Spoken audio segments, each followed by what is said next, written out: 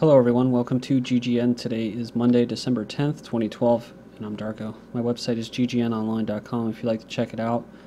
Also on YouTube, ddarko2012 and ddarko2013 are my YouTube channels, so you can subscribe with that if you'd like.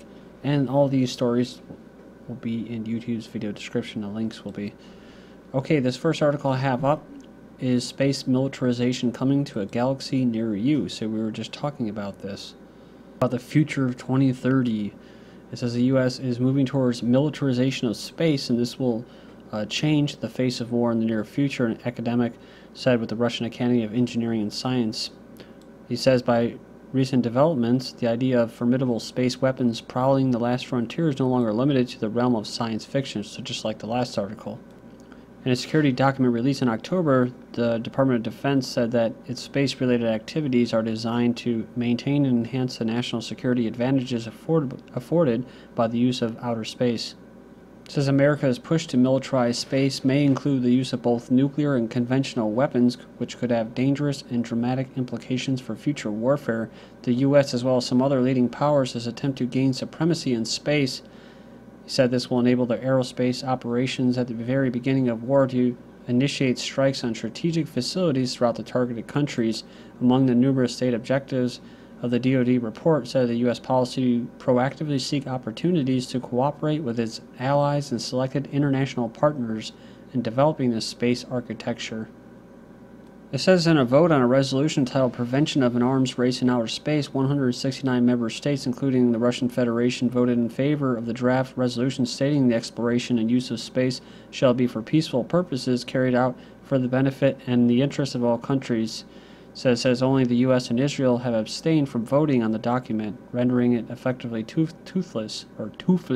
The U.S. and EU are working out a draft code of conduct in outer space. He said the document may regulate space activity in the interest of the United States and its allies and may discriminate against other states, including Russia, which Russia and China are unlikely to sign this document, which means military confrontation in outer space will intensify. One of the things I just wanted to point out was we're talking about these satellites. It says Americans were frightened by the Chinese tests of anti-satellite weapons, and said there may be negotiations. Of course, in North Korea, they don't like them firing off weapons. Of course, I think it was Japan tried firing off their own satellite, and they didn't like that as well. U.S. to launch military space drone on Tuesday. So this is from today, the 10th of December. U.S. is planning a new launch of its tiny pilotless military space plane on Tuesday as the futuristic Air Force program has fueled speculation. This is the last card in the fifth world of Hopi prophecy. Cover this periodically when it talks about weaponization or militarization of space. Dr. Carol Rosen warned us about the weaponization of space through a professional relationship with ex-Nazi scientist Dr. Werner von Braun, who warned Rosen about the following external threats that would be created as a false flag by the United States government. You can go in there and check that video out. But it says they're inventing enemies, he, von Braun, said, against whom they are going to build this space-based weapon system, the first of whom was the Russians, which was existing at that time. Then there would be terrorists, then there would be third world countries, now we call them rogue nations or nations of concern. Then there would be asteroids. So it says, and then he would repeat to me over and over that the last card would be the extraterrestrial threat. You will find that there is going to be a spin to find some enemy against whom we have to build space weapons, and now we should expect the spin. Duma of Russia warns Russian TV over end of the world hype. So we're seeing a lot of this in the United States. Is it the end of the world, or is it just a bunch of hooey? Well, it's neither. See, that I like to give you two choices. I like to give you two choices because the powers that be, they know exactly what it's about, and they don't want people benefiting from that.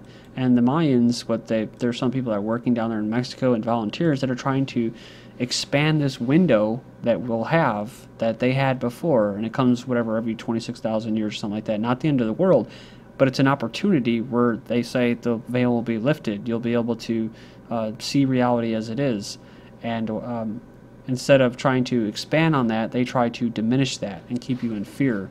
A group of Russian politicians have urged national television networks to show restraint in broadcasting material, suggesting the end of the world is nigh. So I've covered this before as well. Comet Holmes, as Hopi's blue star prophecy has been fulfilled. It talks about when the blue star Kachina makes its appearance in the heavens, the fifth world will emerge. The blue star is seen as a starting herald of a great purification. The Mayans actually call it a harvesting of souls. Period beginning prior to 2012. This would last for 7 years in total. See, that's why it's so ridiculous when they just say December 21st, 2012, that this is going to be the end of the world. No, we've already entered this cycle, and we're still going to have to be going through it after December 21st. And so when they say, oh, the world, you're going to see a bunch of propaganda out there, guys. December 22nd, ooh, the world didn't end. See, they were wrong. Interesting comment, Holmes 17P travels in orbit around the sun 7 years long. That fact makes for another rather ominous coincidence. If you ask this researcher, that should mean the Great Purification runs through October 24th, 2007 to October 24th, 2014. Going back to what you're talking about, the future of 2030 and our pretty depressing future, if you ask me. Robots are taking our jobs, right? Paul Krugman in the Financial Times discussed the impact of technology on labor. So at first it was illegal immigrants, and now it's the robots. This was written about a long time ago. They called it a technocracy. Corporate profits are soaring in the U.S., yet the economy is depressed. Why? Because capital is doing fine at the expense of labor.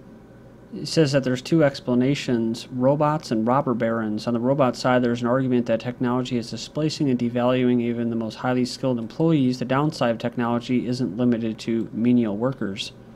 It says that the robber barons have created monopolies that allow them to raise prices without increasing wages. A U.S. Apple factory may be robot city. So remember this when I covered the insourcing boom. Probably the biggest caveat that's not mentioned about this alleged insourcing boom is that some companies will be looking to gain benefits of manufacturing in the U.S. but using robotic labor to do it. So I thought that when the jobs were going to come back, they were going to be, you know, when people were desperate enough, when they really got it out, the economy just let it rot for a couple of years after 2008. You know, we're like 4 or 5 years later now. It says Apple now has to build one of the world's most modern plants, and if it succeeds, it could influence others to build in the United States, but success will mean holding down costs, and to do so, Apple will likely rely heavily on automation. So, next up, we have unemployment is not going down. It says the unemployment rate has been under 59% for 39 months in a row. As the mainstream media is heralding the decline of the official unemployment rate, says that it's a giant lie. The truth is, unemployment in America is not actually going down. During the last recession, it says the percentage of working-age Americans with a job fell from 63% to under 59%, and it stayed there for 39 months in a row. At this point, the official unemployment rate is so manipulated that it is of very little value at all. Why the fiscal cliff is set to crush the middle class with 50% tax rates. Because it's interesting, because you hear about Obama's going to tax the rich next year and stuff like that. It says, if I didn't know any better, I think there's a small group in Washington who thinks it'd be good to go over the fiscal cliff. He says that because he's seeing a bunch of articles that suggest somehow going over the cliff won't be all that bad, or that really just it's really about taking cuts that needed to happen in the first place. Goes on, it says the average middle class rate is already 43%. Says if we go over the cliff, the average middle class tax burden jumps to 50%. Chances are many middle-class earners living in states like California, Oregon, New York, New Jersey, Hawaii, for instance, will actually have substantially higher tax burdens that, practically speaking, are well in excess of 50%. Next up, Foodstamps soar by most in 16 months. Over 1 million Americans enter poverty in the last 2 months. So it says here, participating households, this was back in October 2008, below, what, 14 million, and now you have, what, 22 million up here in 2012. Food banks help Britons satisfy hunger. So the number of food banks or soup kitchens opening up in Britain has grown at an alarming rate due to the economic crisis. Keep calling it an economic crisis like you already know what it is. Claiming more victims living below the poverty line. So they're victims of economic warfare. So this comes as the number of people who cannot afford to eat has doubled in the last year.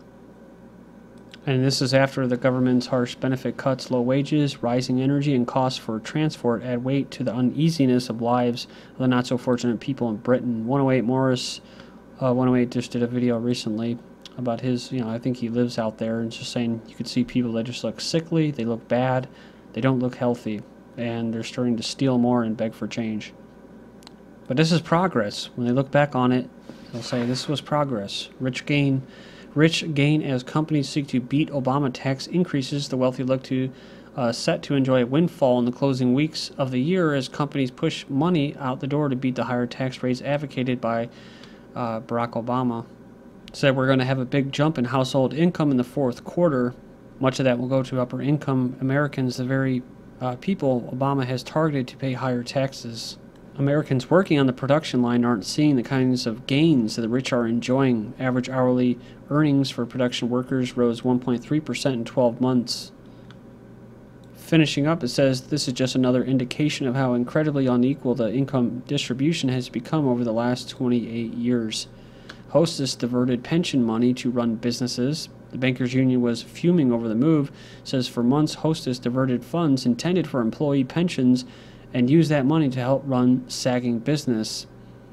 It says it's not clear how much they lost, but experts say it probably wasn't illegal. So isn't it great? It wasn't illegal to steal money that was promised. Break a contract, right? But if you break a contract with your stupid-ass telecom phone bill or phone company or some internet company, God forbid, they'll rain a SWAT team on you and credit agencies because they failed to honor their end of the bargain, i.e. they just jacking your rates up for no reason, your internet isn't what it was promised, or it's disconnection problems.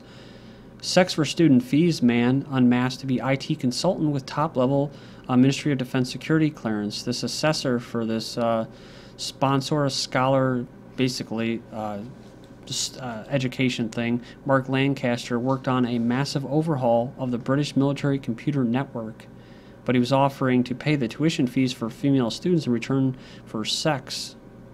And he was a highly paid computer consultant for the Ministry of Defense in UK. Google dodges billions in U.S. taxes, so that maybe this is how they're paying for the drones to fight for conservation. It's their latest multinational corporation to come under scrutiny for skirting U.S. taxes.